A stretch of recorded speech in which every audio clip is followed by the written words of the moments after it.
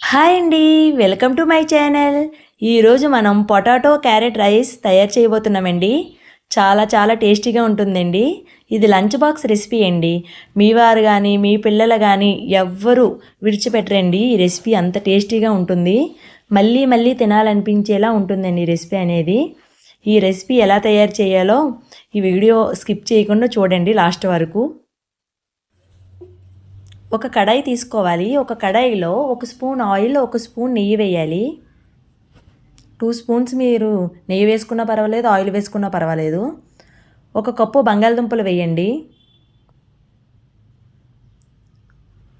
కొంచెం పెద్ద సైజు ఈ విధంగానే కట్ చేసుకోవాలండి. బాగా ఫ్రై చేయండి. ఒక కప్పు బంగాళదుంపలకి అందులో సగం క్యారెట్ ముక్కలు వేయండి. పొటాటోస్, క్యారెట్స్ బాగా ఫ్రై చేయండి. పొటాటోస్, క్యారెట్స్ బాగా ఫ్రై అవ్వడం కోసం ఒక హాఫ్ స్పూన్ ఉప్పు వేయాలి. ఉప్పు వేయడం వలన బాగా ఉడుకుతాయండి ముక్కలు అనేవి.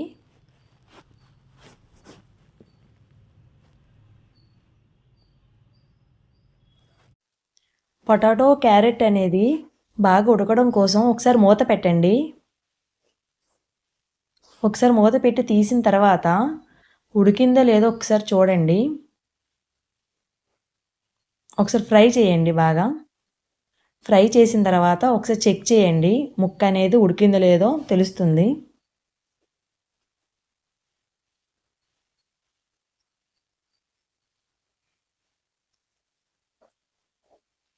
ఒకసారి పొటాటో, క్యారెట్స్ అనేది బాగా ఫ్రై అయిన తర్వాత వేరే ప్లేట్లోకి తీసుకోండి.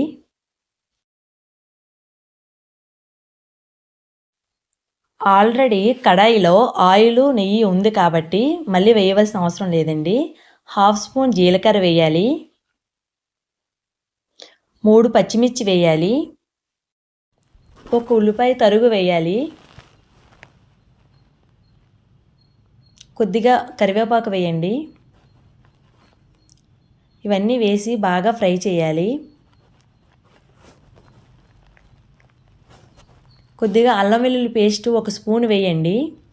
అల్లం వెల్లుల్లి పేస్ట్ వేయడం వల్ల టేస్ట్ చాలా బాగుంటుందండి. అది ఫ్రై అయిన తర్వాత పొటాటోస్, క్యారెట్స్ ఫ్రై చేసుకున్నాం కదండి ఆల్రెడీ, ఆ ముక్కలన్నీ ఇందులో వేసుకోండి. ఒక 1 స్పూన్ వరకు సాల్ట్ వేయండి. ఆల్రెడీ మనం పొటాటో, క్యారెట్స్ ఫ్రై చేసినప్పుడు సాల్ట్ వేసాం కాబట్టి టేస్ట్ చూసుకుని వేసుకోండి. హాఫ్ స్పూన్ పసుపు వేయాలి. హాఫ్ స్పూన్ ధనియా పౌడర్ వేయాలి. ఈ మసాలాలన్నీ బాగా కలిసే విధంగా బాగా కలపండి. చాలా టేస్టీగా ఉంటుందండి ఈ రెసిపీ అనేది.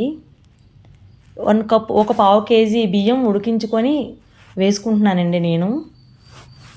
ఒక పావు కేజీ బియ్యం అండి ఉడికించుకొని రైస్ని వేసుకుంటున్నాను. కరెక్ట్గా సరిపోతుందండి. బాగా మిక్స్ చేయండి.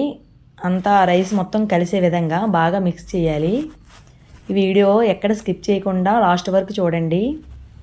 ఇప్పుడు ఒక హాఫ్ స్పూన్ వరకు గరం మసాలా వేయండి. కొద్దిగా కొత్తిమీర వేయాలి. కొత్తిమీర వేయడం వల్ల టేస్ట్ చాలా బాగుంటుందండి.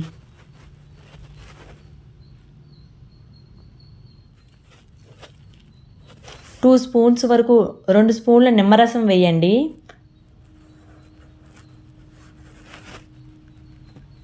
నిమ్మరసం రైస్కు పట్టే విధంగా బాగా కలపండి.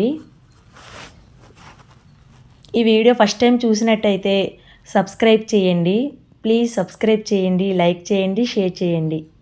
కాసేపు మూత పెట్టండి. పులుపు, ఉప్పు అన్నీ రైస్కు పట్టే విధంగా రైస్కు పడుతుందండి. కొద్దిగా నెయ్యిలో వేయించుకున్న జీడిపప్పులు కూడా వేయండి. నెయ్యిలో వేయించుకున్న జీడిపప్పులు వేస్తే క్రిస్పీగా ఉంటుంది కదండి. పిల్లలకి కానీ పెద్దవాళ్ళకి కానీ తింటూ ఉంటే అవి తగులుతుంటే బాగుంటుంది. టేస్ట్ చాలా బాగుంటుంది. Potato, carrot rice ready. చూడండి, చూస్తుంటేనే యమ్మీగా అనిపిస్తుంది కదండి. చాలా చాలా టేస్టీగా ఉంటుందండి పొటాటో, క్యారెట్ రైస్ అనేది. పిల్లలు చాలా ఇష్టంగా తింటారండి. కొంచెం కూడా విడిచిపెట్టరండి, అంత టేస్టీగా ఉంటుంది. ఒకసారి మీరు కూడా ఈ రెసిపీ అనేది తయారు చేయండి. ఒకసారి ఈ రెసిపీ మీరు తయారు చేసి ఎలా ఉందో కామెంట్ సెక్షన్లో కామెంట్ చేయండి. ప్లీజ్ సబ్స్క్రైబ్ చేయండి, లైక్ చేయండి, షేర్ చేయండి. రైస్ చేసుకున్నాము. దాని కాంబినేషన్ రైతా కూడా తయారు చేసుకోవాలి కదా మరి. చూద్దామా మరి? ఒక కప్పు పెరుగు తీసుకోండి. ఆ కప్పులో సన్నగా తరిగిన ఆనియన్స్ వేయండి. కొద్దిగా పచ్చిమిర్చి వేయండి. 2, 3 పచ్చిమిర్చి వేయండి. కొద్దిగా తరిగిన కొత్తిమీర వేయండి.